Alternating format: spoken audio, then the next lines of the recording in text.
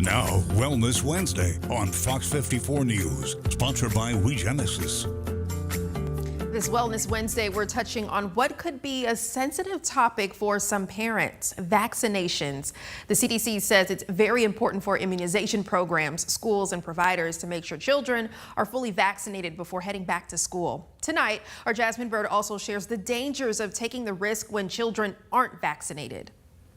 You know, we have so many vaccinations now that are preventing disease in children, teenagers, and adults. And ADPH Chief Medical Officer Dr. Karen Lander says it's much easier to prevent than it is to treat. Some of these diseases can be quite severe and even deadly. So we've been fortunate in the United States to have a high level of vaccination, which has reduced, again, severe illness and death. As a pediatrician, Dr. Landers has seen her fair share of some diseases in her time of practice. Specifically measles.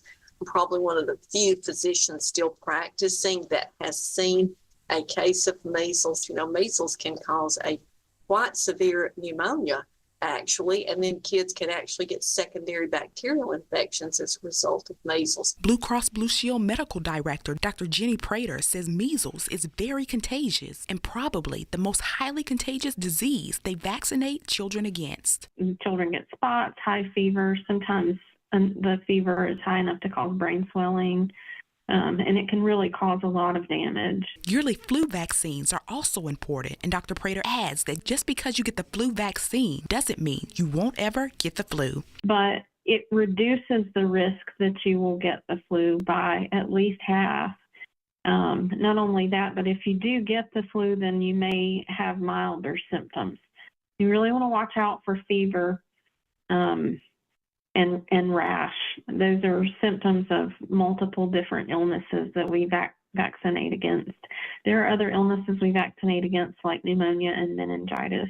And another important note to keep in mind: when children are not vaccinated and they're at higher risk for contracting illness, those are days that they will miss from school and days that you will miss from work. In Huntsville, Jasmine Bird, Fox 54 News.